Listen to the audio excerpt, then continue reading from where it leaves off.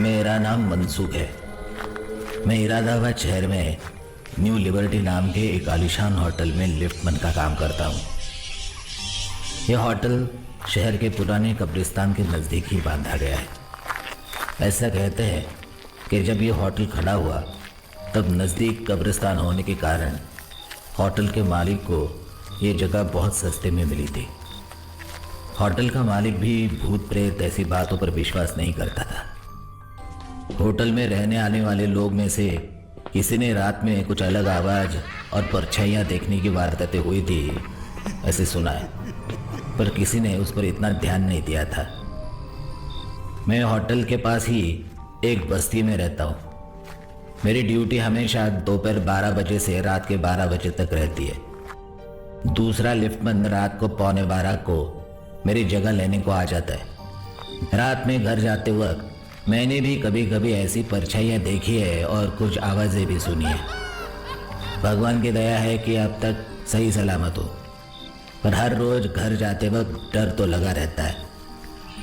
हमारे होटल में शहर के एक अमीर, जिन्हें सब लोग नवाब साहब कहकर बुलाते थे, कभी कभार रहने को आते थे। जब भी आते थे तभी हमेशा 5वें माले पर कमरा नंबर 501 सही सलामत हो, पर हर रोज़ घर जाते वक्त डर तो लगा रहता है।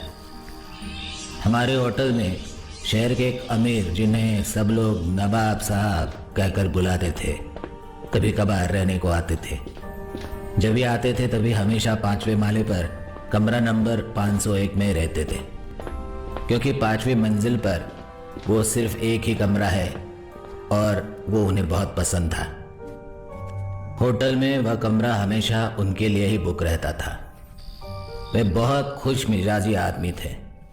जब भी आते लिफ्ट से ऊपर जाते और हमेशा मुझे कहते, मियां मनु, कैसे हो, सब खैरियत? इतने बड़े आदमी को मैं क्या कहता। हाँ नवाब साहब, इतना ही कह पाता था। एक बार उनका मिजाज ठीक है यह देखकर मैंने उनको पूछा था, नवाब साहब, आपकी इतनी बड़ी हवेली शहर में है तो आप होटल में रहने क्यों आते हो? मेरा प्रश्न सुनकर उन्होंने मेरी तरफ दुख भरी निगाहों से देखा था और बोले थे, मियां मनु, वो बड़ी लंबी दास्तां है, कभी जरूर सुनाऊंगा। वो 5वें माले पर जाते तो लिफ्ट से थे, पर उतरते हमेशा पायदानों से थे। कुछ अजीब सा कारण था जो आज तक किसी को नहीं मालूम।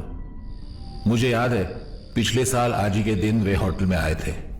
थोड़े कमजोर और तबीयत नाजुक सी थी, बहुत खास रहे थे। हमेशा की तरह मैंने उनको 5वीं मंजिल पर छोड़ दिया। जाते वक्त बोले, किसी को 5वीं मंजिल पर नहीं छोड़ना आज। मुझे थोड़ा आश्चर्य हुआ, पर मैंने सिर्फ जी नवाब साहब ऐसा कहकर मैं नीचे आ गया। उस दिन रात के 12 बजे थे और दूसरा लिफ्टमैन मुझे रिहा करने के लिए आ गया था। इतने में लिफ्ट की घंटी बजी और 5वें माले की बत्ती जली।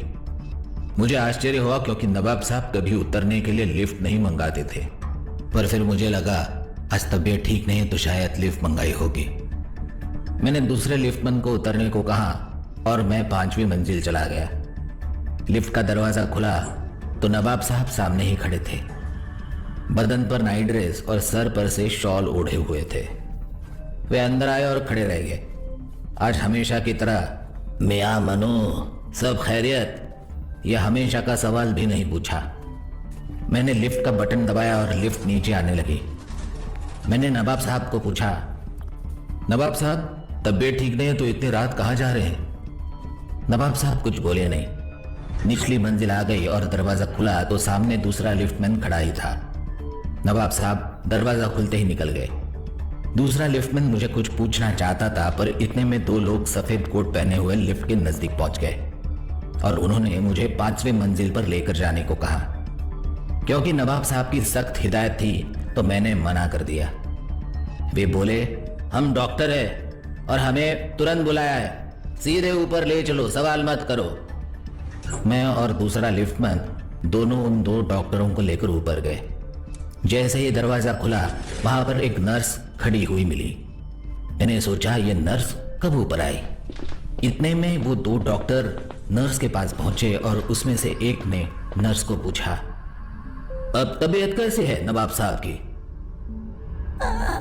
अभी 5 मिनट पहले ठीक रात को 12 बजे नवाब साहब का इंतकाल हो गया। मुझे तो उन शब्दों पर विश्वास ही नहीं हुआ था। मैंने झट से कहा, कैसे हो सकता है? अभी अभी तो नवाब साहब को निचली मंजिल पे छोड़कर आ रहा हूं। तो उसमें से एक डॉक्टर बोले, क्या रात को पी रखी है क्या? देखो नवाब साहब अंदर लेटे हुए हैं। मैंने अंदर जाकर देखा तो नवाब साहब की लाश वहां पलंग पर पड़ी हुई थी। मैंने दूसरे लिफ्टमैन को पूछा, तो तूने थोड़ी देर पहले देखा था ना कि मैं नवाब साहब को नीचे लेकर आया था? तो वो लिफ्टमैन बोला, नहीं तो मैं तुम्हें वही पूछने वाला था कि अकेले नीचे क्यों आ गए हो और 5वीं मंजिल की बेल किसने बजाई थी? इतने में ये डॉक्टर आ गए तो पूछना रह गया। और मैं अचरज में पड़ गया। मुझे कुछ समझ ही नहीं आ रहा था। इतने में डॉक्टर साहब बोले, चलो नीचे जाते हैं। दोनों डॉक्टर, लिफ्टमैन और मैं, लिफ्ट से नीचे आ रहे थे तो डॉक्टर बोले, समझ ही नहीं आ रहा था। इतने में डॉक्टर साहब बोले, चलो नीचे जाते हैं। दोनों डॉक्टर, लिफ्टमैन और मैं, लिफ्ट से नीचे आ रहे थे तो डॉक्टर बोले, हम 3 लोगों के और नर्स के अलावा और किसी को नवाब साहब के इंतकाल के बारे में कुछ नहीं समझना चाहिए, रिपोर्ट आने तक।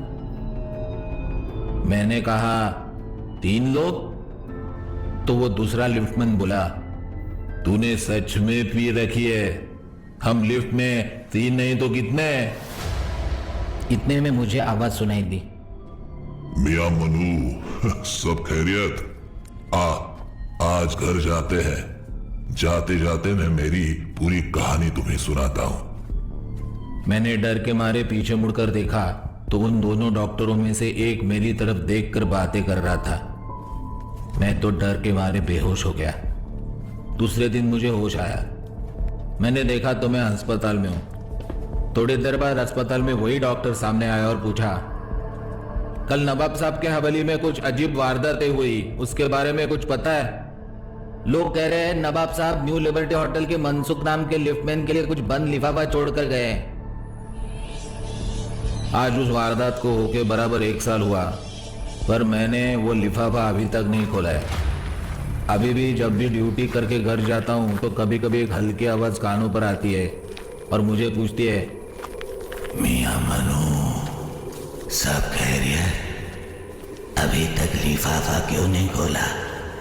मेरे बारे में जानना चाहते थे ना?